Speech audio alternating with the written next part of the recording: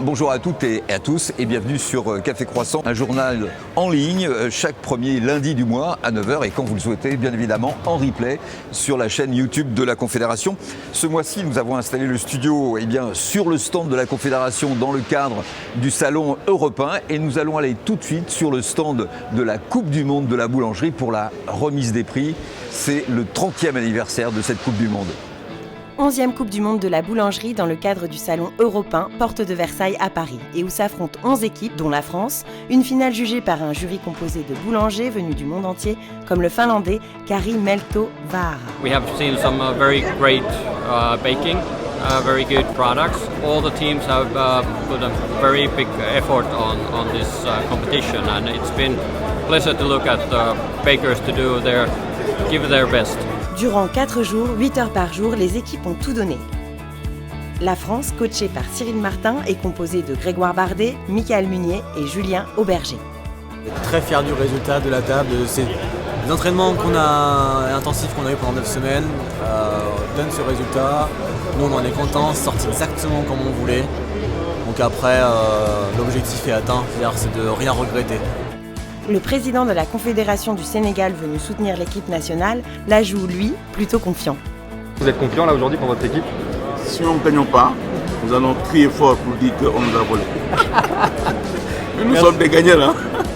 Jusqu'à l'annonce du podium par le président du jury, le grec Makarios Papadopoulos. 10th place to the first appearance, Norway.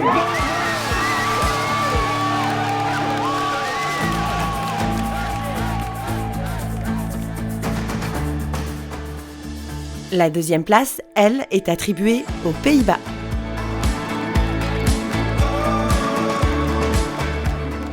Et la plus haute marche du podium pour Taipei, la Chine de Taïwan. Et oui, c'était, mesdames et messieurs, les champions 2022, Chinese Taipei.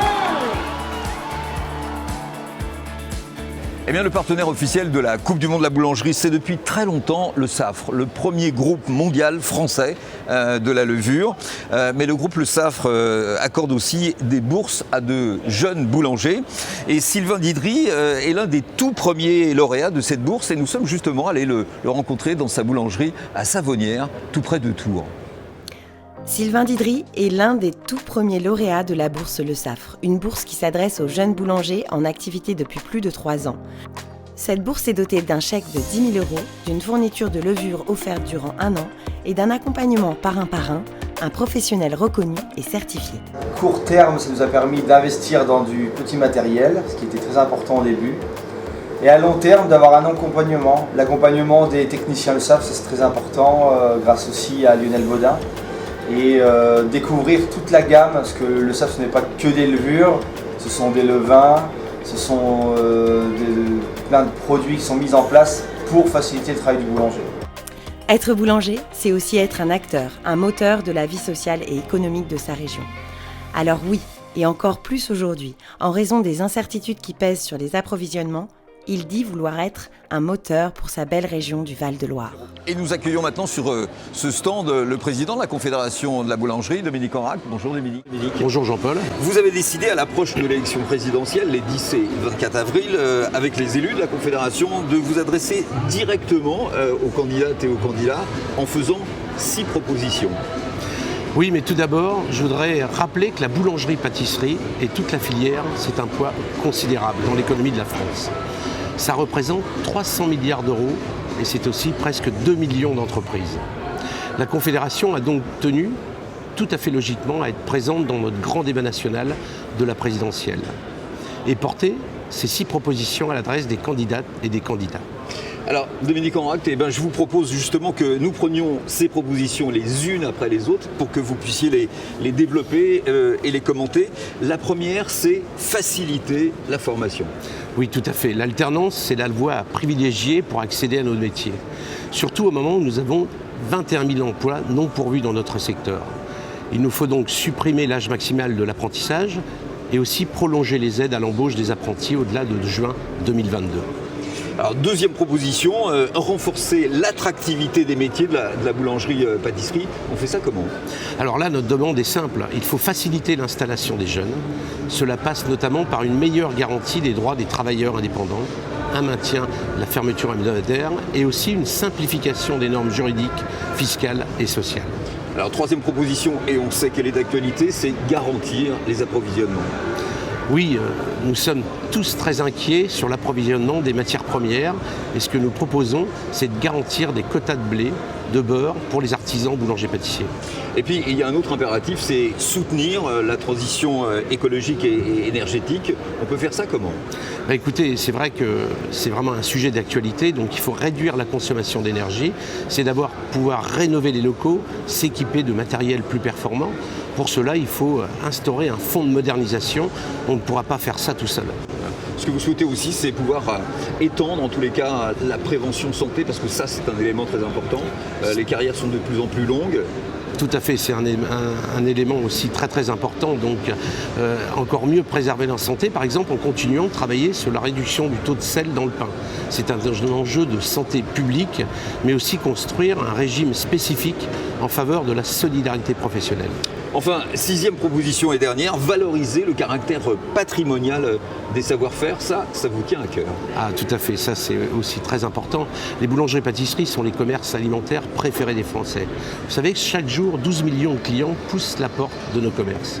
Faisons donc mieux connaître notre patrimoine et d'abord en soutenant la candidature des savoir-faire et de la culture de la baguette de pain au patrimoine mondial de l'UNESCO. Sur ces 6 points, Dominique Enract, est-ce que vous pensez que vous allez être entendu par les candidates et les candidats? Écoutez, ce serait mieux, mais ce serait mieux d'abord pour les Français. Car ils disent leur boulangerie dans leur ville, dans leur village, dans leur quartier, ils y sont attachés. Je vous remercie. Merci. Les chiffres de l'Observatoire prospectif des métiers sont tombés. C'est un peu, pour chaque profession, un espèce de bulletin de santé pour l'année. Et on va se pencher sur ces chiffres en compagnie de Anne-Sophie Namani, qui est juriste à la Confédération de la boulangerie. Bonjour Anne-Sophie. Bonjour. Alors, 3 chiffres ont particulièrement retenu votre attention. Et tout d'abord, la hausse du nombre de boulangeries-pâtisseries en France qui se sont ouvertes ces derniers temps. C'est de bon augure, non? Absolument. On est passé donc en 2016 de 31 382 entreprises à un peu plus de 33 000 en 2018. On a eu une augmentation de 1338 entreprises en 2020, en pleine crise, avec une hausse significative du nombre d'entreprises dans les régions du nord de l'Île-de-France, de l'Hérault, de la Gironde ou encore de la Guadeloupe et de l'île de la Réunion. Et en termes de chiffre d'affaires, on a eu une augmentation de 6% entre 2016 et 2018, avec un chiffre d'affaires de 10,7 milliards d'euros en 2018. Bon, alors, deuxième chiffre, c'est celui des effectifs jeunes. Et là aussi, c'est un signe plutôt encourageant.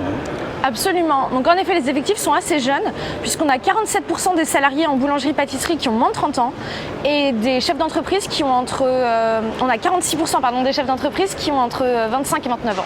Donc en effet, ce sont des effectifs très jeunes. Donc on se rajeunit dans la boulangerie. Absolument. Enfin, troisième indicateur qui est intéressant, celui-là aussi, c'est la formation qui est au beau fixe. Il n'y a jamais eu autant d'apprentis que cette dernière année. Tout à fait. En guise d'exemple, on avait 25 420 apprentis en 2018, ce qui équivaut à 1,05 apprentis par entreprise.